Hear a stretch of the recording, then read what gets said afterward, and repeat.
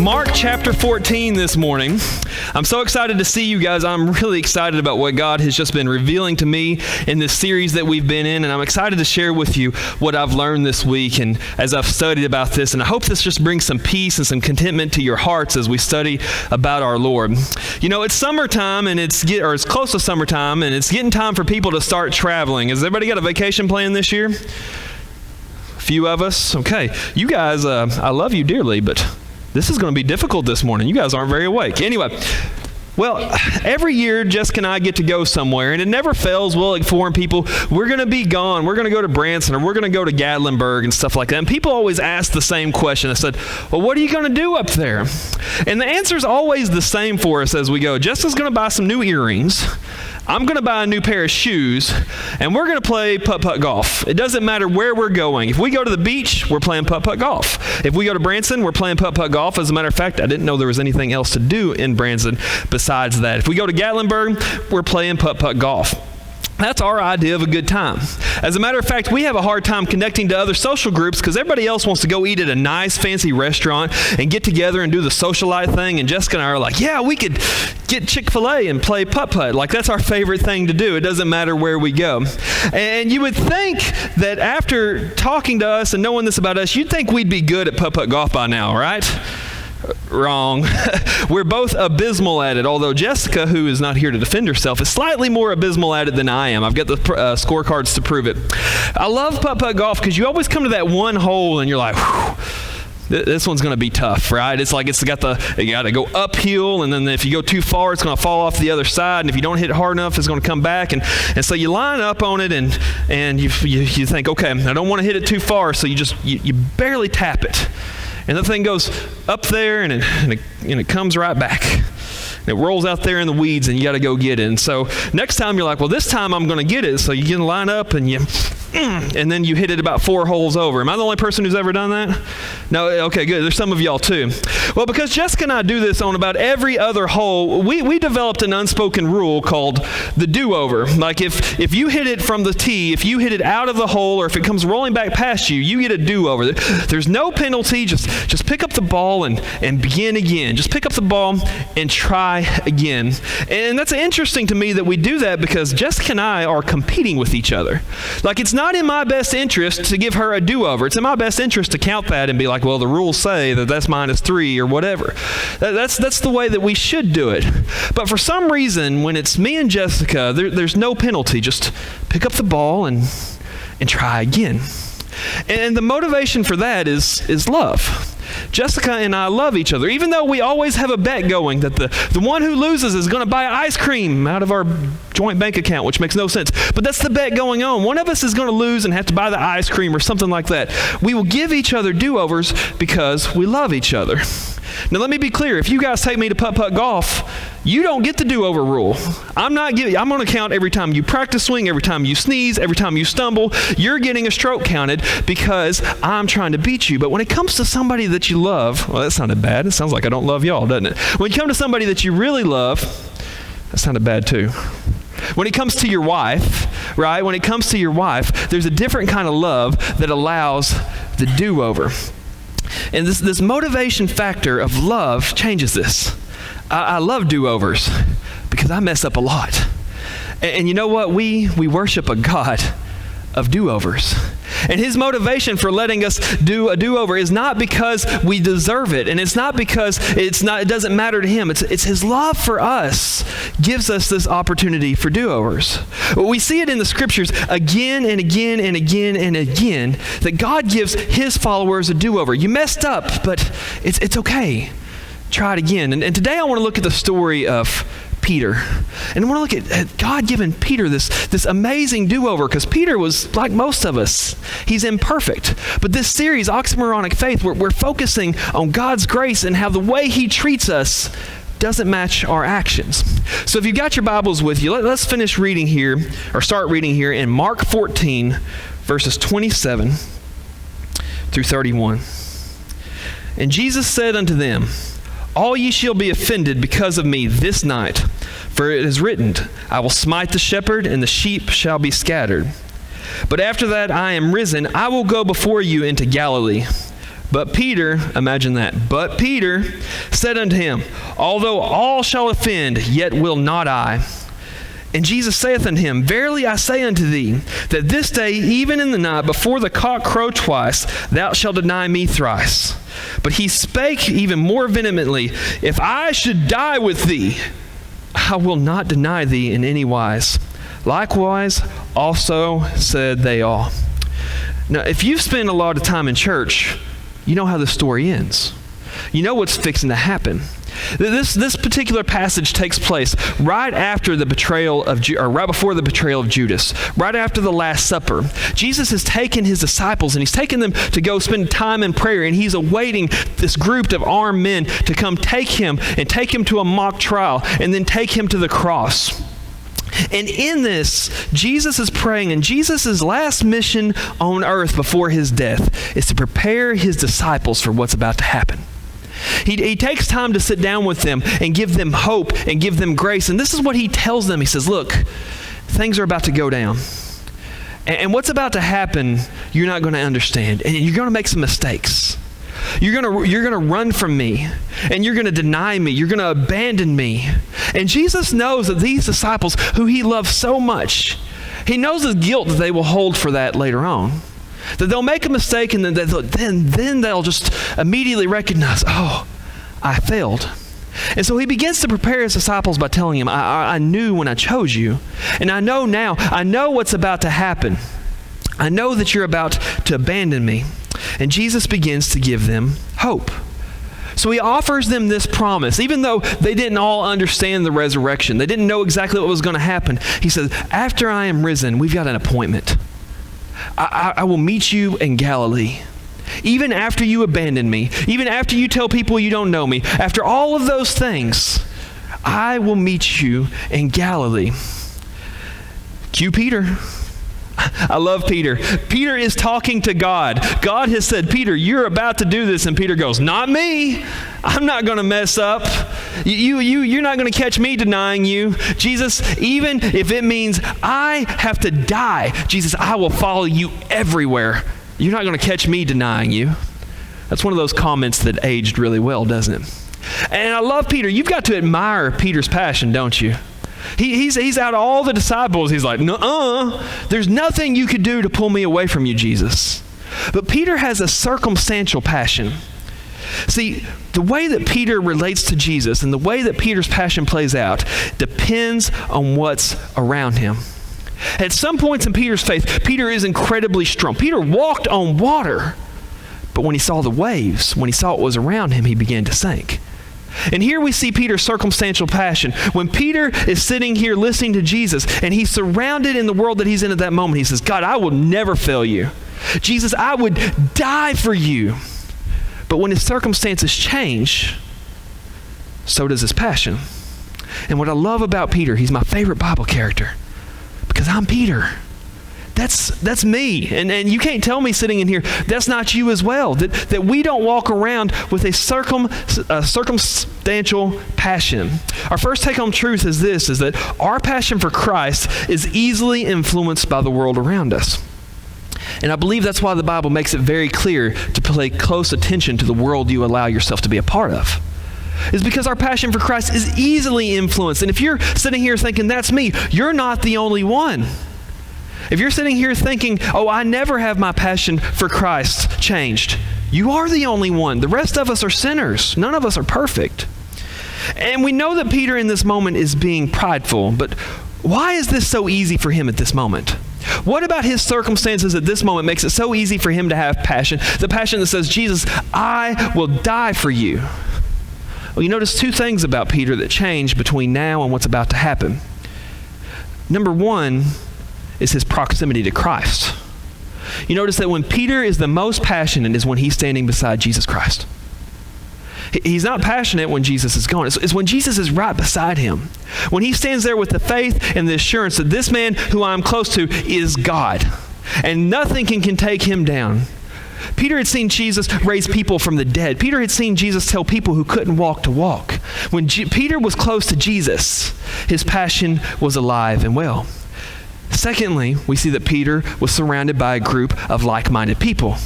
In this moment, Peter has spent nothing but the past day with people who thought and believed the same way that he did. And Peter, because of this group of people around him, he has passion for Christ because the people around him have passion for Christ. We're going to do a little bit of math today. We've got two equations that I want you to write down under your first take-home truth. This is the first one coming up on the screens, is that closeness with Christ plus a like-minded community equals passion. Think about that for a second. The equation for passion, closeness with Christ plus a like-minded community. You take either one of those away and the equation for passion for Christ falls apart. It's like 2 plus 2 equals, some of you guys are not very confident. 2 plus 2 equals 4, very good. If you take away one of those 2's, something plus 2 equals 4. The only thing that makes that equal 4 is if you put another 2 in there. You can't put a 1, you can't put a 238. It has to be 2 plus 2 equals 4. And we see in the story of Peter that closeness with Christ plus a like-minded community is the only thing that gives him passion. And Peter has passion plenty. Peter he's not lying. We tend to look at Peter and say, well, he must have lied. Peter is willing at this moment to die for Jesus. When Judas comes up and he kisses Jesus, he brings this armed mob with him to arrest Jesus. What does Peter do?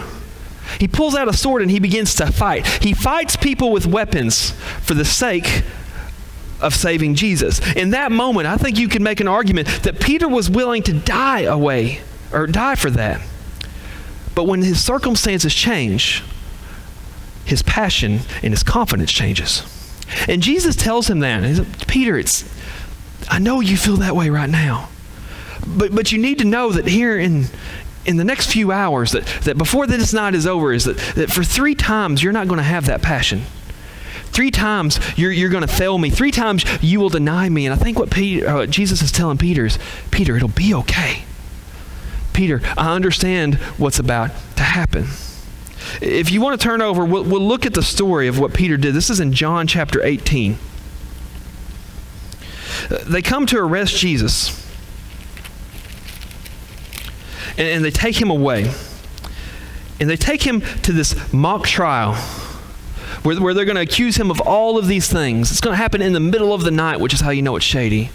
And they're looking at Jesus. And it becomes pretty clear that nothing Jesus says or nothing anybody says for Jesus is going to the cross. They finally found a way to kill Jesus, and they're going to go ahead and carry it out. And there's nothing that can keep Jesus from this. Listen what Peter did. This is John chapter 18, verses 15 through 18. And Simon Peter followed Jesus, and so did another disciple. That disciple was known unto the high priest, and went in with Jesus unto the palace of the high priest. But Peter stood at the door without. Then went out that other disciple, which was known unto the high priest, and spake unto her that kept the door, and brought Peter in. Then saith the damsel that kept the door unto Peter, Art thou not one of this man's disciples? He saith, I am not. And the servants and officers stood there, who had made a fire of coals. That's important. Remember that for later. A fire of coals.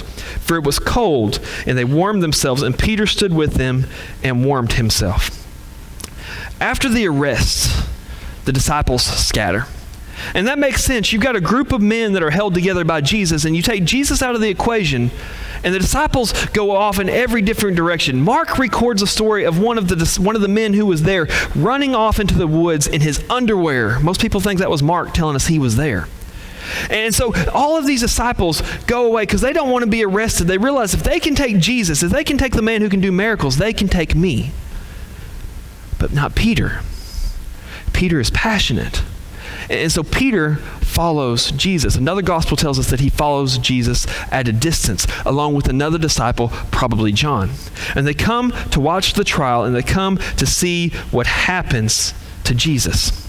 And out of all of the things that Peter could run into, out of all the things that he could find as he was blending into the crowd, it was a servant girl. A servant girl asked him, he said, hey, aren't you with the guy? Haven't you followed? I've seen you with him. You and Jesus, y'all fit together, right? We're talking about Peter, who fought armed guards with a sword. And this little girl asked him a question, and he says, I don't know him. no, I'm not with Jesus. What changed in the matter of the time it took Peter to walk from the garden to walk to where Jesus was being tried? What changed in him that made his passion change? What circumstances changed? Well, before, he was close to Christ and he was surrounded by people that were like-minded. But you notice in the gospel that now Peter was distant from Christ and he was isolated. This is our second equation up here on the screens. This is the equation for apathy.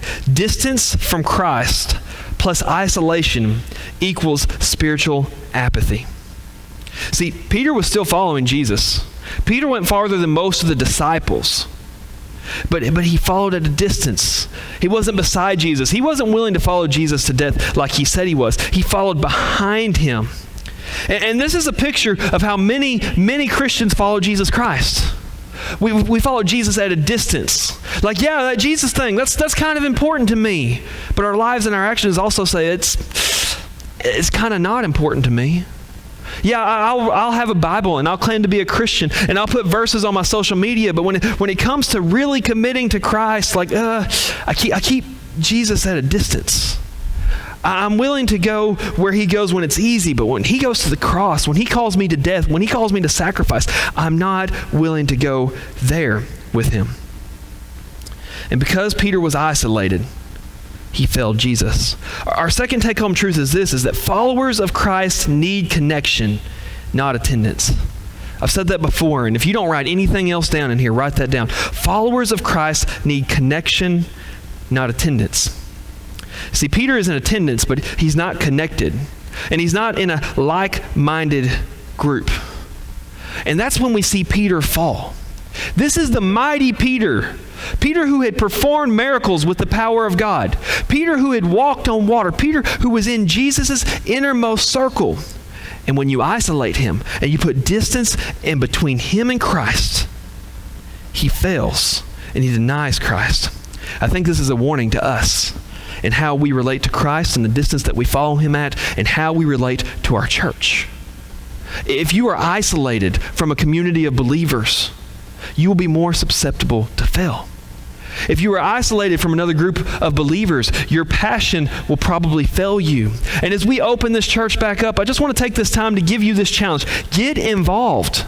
Come to Sunday school. Make time to be here on Wednesday nights. You need to be with believers, not at church for 1 hour a week. You need friends. And you need people who will challenge you, who will call out sin in your life. You need people who will study the Bible with you and build you up and encourage you when you're down. And that's where passion for Christ and closeness from Christ often comes from. I would argue that it's very hard to be close to Christ when you're not in a church and you're not involved in a church where God has designed for you to be built up and grown. Peter failed just like we do in those circumstances. And Peter repeats this habit 3 times. The first time Peter is asked, Peter just kind of says, I don't know what you're talking about.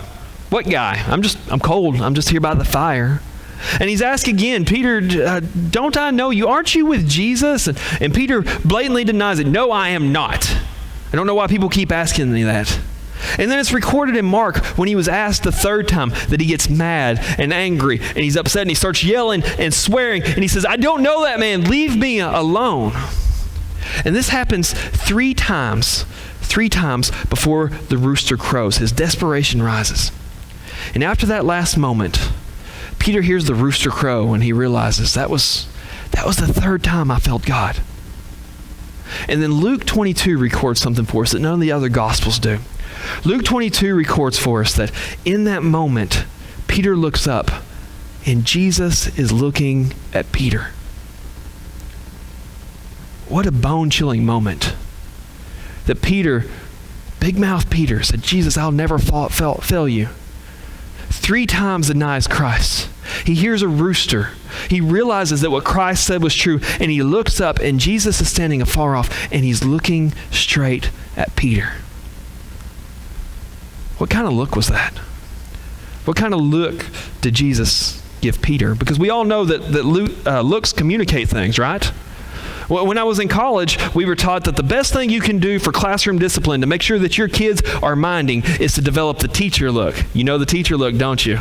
Right? That's when you take a kid and instead of stopping class and saying, hey, I need you to behave and, getting all this attention on this kid, you just, kind of,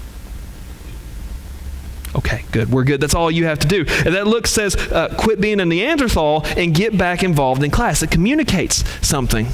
Most of you have somebody that you're close with. It's either your friend or your spouse or maybe your kids, right?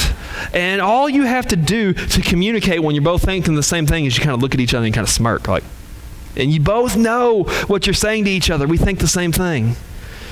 Men, how many of your wives have the quit talking look that they give you? Like you need to shut your mouth now. Anybody? Okay, thank you, Charles. Just me and Charles are the only ones that have that. Like you can communicate with just a look. And so Jesus looks at Peter, and I wonder what he's communicating. Is he saying, Peter, I told you so. How you argued with me. I'm God. You're going to argue with me. Look what you've done. Is it a look of condemnation? Is it a look that says, Peter, you're a failure. Can't believe you would deny me now. Is it just a look that says, Peter, I see what you did. Don't think it was done in secret. I know what just happened. And to understand what Jesus is most likely saying to Peter, you need to look at how Jesus was handling his disciples over the last week and over the last days before his crucifixion. Last week we studied Judas. And Judas comes up to Jesus, betraying him with a kiss. And what does Jesus say to Judas? He calls him friend. We see that as Jesus is preparing for his own crucifixion, the disciples are gathered around Jesus and he's preparing them and he's saying, look, you're going to fail and it's going to be okay. And so when you take all of the evidence of how Jesus is interacting with his disciples and giving them hope and observing what he does, we have to say that Jesus didn't look at Peter out of anger. He didn't look at him. He didn't look at him out of frustration. He didn't look at him so that Peter would know he was a failure. Jesus, facing his death, still to Peter, gives him a look of compassion. What he's saying is, Peter, it's okay. Peter, I still love you, even though you failed. Peter, going away from this moment, is full of guilt. The Bible tells us that Peter goes away and he weeps. Peter has this amazing love for Christ. Peter would do anything for Jesus in most circumstances, but in a moment when his passion failed, he had failed Jesus. After making all of these big, boisterous claims, he let Jesus down at the moment when Jesus was the most vulnerable that he had ever seen him. And this was Peter's final interaction with Jesus before the crucifixion. Peter couldn't even go to the cross. Peter just denied Jesus, abandoned him, and walked away.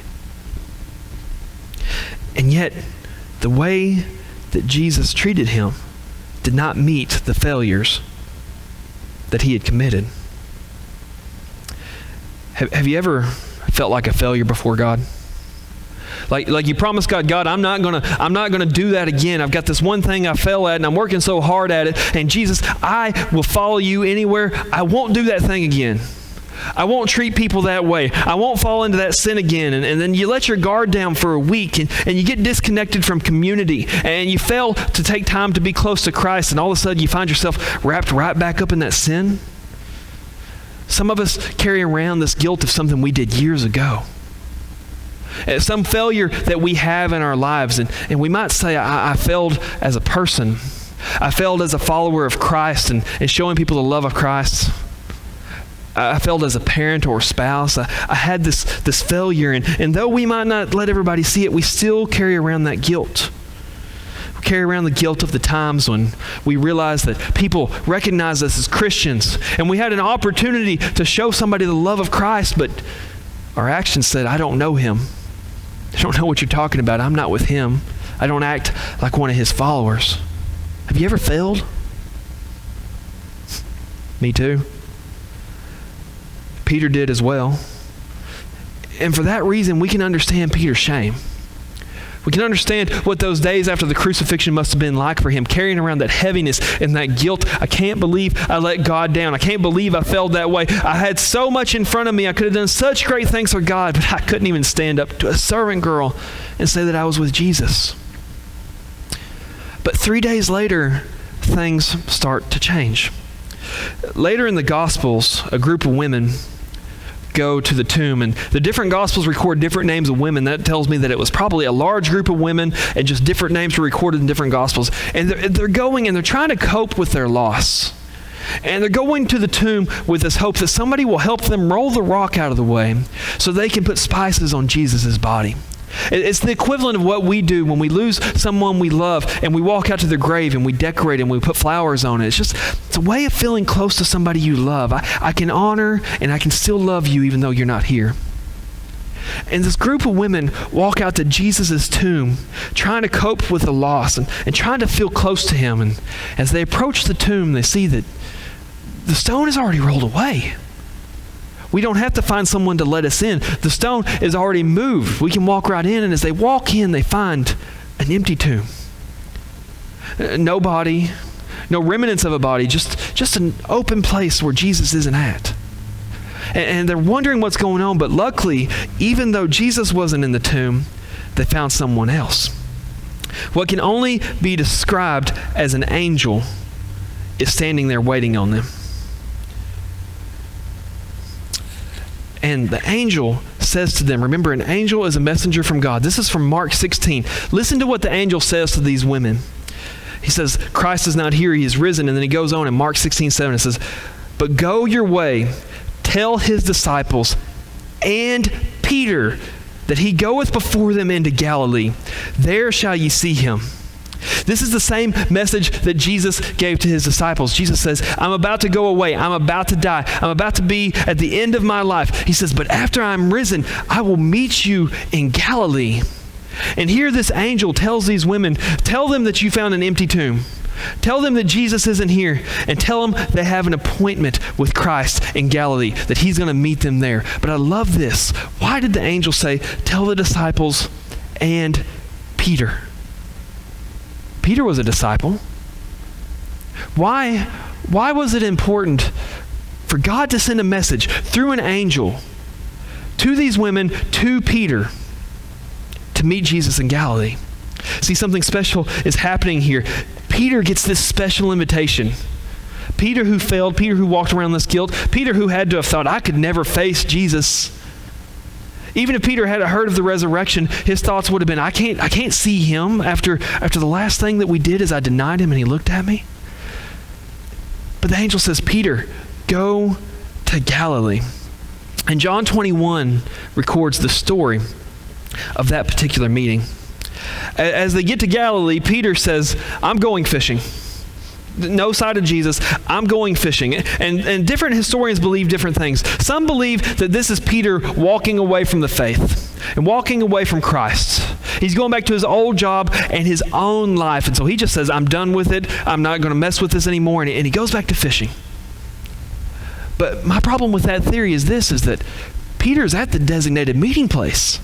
Peter has traveled from where he was to go to where Jesus told him to be. So I don't think that one makes sense. Some people think that this was just normal common sense. Peter was hungry, and so they're going fishing. But what I think with Peter is I think Peter was anxious, and he was hurt. And he didn't know what to do with himself, and he had all this nervous energy, and so he just needed to keep his mind busy and wait for Jesus to show up. And Peter goes out into his boat, and he fishes for a long time. He catches almost nothing. You have to think that had to compound his frustration. I failed Jesus and now I can't even catch fish. And this is what happens. This is John 21, verse 5. Then Jesus saith unto them, and they didn't know who it was yet, Children, have ye any meat?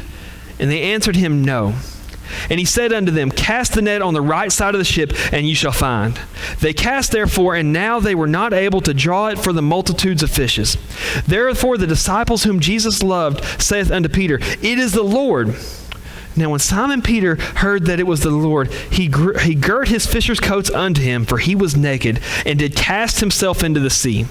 And the other disciples came in a little ship, for they were not far from land, but as it were 200 cubits, dragging the net with fishes. As soon then as they come to land, they saw a fire of coals, there's that phrasing again, there, and fish laid thereon and bread. So the disciples are out fishing. Peter's out there. And Jesus, who is unknown to them at that moment, he calls out, he said, "Hey, having any luck? Any fishermen in here?" Why do we always ask that? Having any luck? I don't know. We do. And they said, "Nope, hadn't caught nothing." I'm sure they were real Southern. "Ain't no fish in this water," right? And they get this recommendation from the stranger on the shore. He said, "Try the other side of the boat. That whole 6 feet, that might make a difference." And the disciples cast it, and they pull in so many fish, they can't even pull the nets. And Peter realizes something. He says, "That's Jesus. I've seen this act before." Jesus takes Peter back to a moment when Peter was an unbeliever. Luke records a story of Peter being found, or being called as a follower. And Peter had been out fishing all night, had caught nothing. And this man that Peter didn't know, Jesus, walks up to him, and he's teaching, and he asks Peter, so "Can you take me out on your boat and let me teach from your boat?" And he says to Peter, "One more cast." Peter says, "There ain't no fish in this water." One more cast. And that cast caught so many fish that it almost sank the boat. And Peter realizes the similarities between this moment and that moment. A Peter who feels alone and abandoned, called by Jesus. Try it my way and see what happens. Don't miss the connection here. Jesus is reaching out to Peter. Jesus is taking him back to a moment that he knew Peter would recognize it. And Peter desperately flings himself off the boat, and he swims to shore while everybody else brings the fish in. And so there's a moment of time when Peter and Jesus are alone. Just the two of them. The risen Lord and the man who denied him. And the Bible tells us that when the disciples get there, they find Peter and Jesus around this fire of coals. Listen to this. The word fire is used 372 times in your Bible.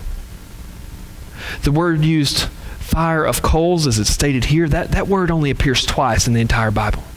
Once is in this moment with Peter standing there alone with Jesus. Do you remember where the other one was? It was at Peter's denial. Jesus makes a point of taking Peter back to that moment, and Jesus offers Peter a do-over.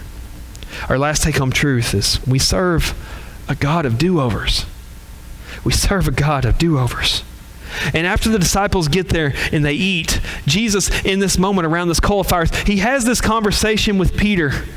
He says, "Peter, do you love me?" And Peter says, "Jesus, you know I love you. You know I have a passion for you." And Jesus says, "Feed my lambs." And he looks at Peter again. He says, "Peter, do you love me?" Like we just went here, Jesus. We just had this conversation. And Peter goes, "Jesus, you know I love you." And Jesus says, "Feed my sheep." And then a third time, Jesus looks at Peter and says, "Peter, do you love me?" And Peter, the Bible tells us, Peter was hurt and he had a broken heart because he realized what Jesus was doing. He denied Jesus 3 times, and now Jesus is giving him 3 opportunities to make it right. Jesus has given him these do-overs, and he's asking the question a different way. He's not asking Peter, "Peter, are you with me?" He said, "Peter, do you love me?" Because you didn't love me when you were by that fire. People who love each other don't deny each other.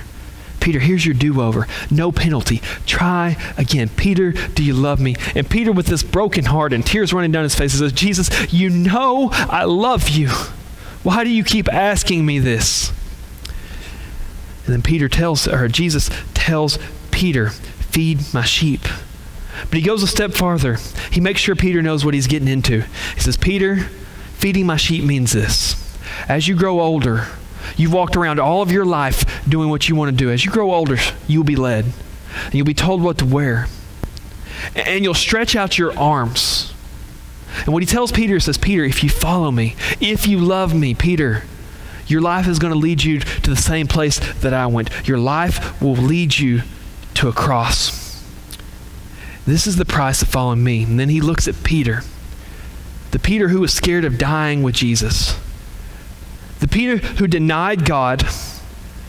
The Peter who abandoned Jesus at his least moment. The Peter who broke promises. And he looks at Peter and he says, Peter, follow me.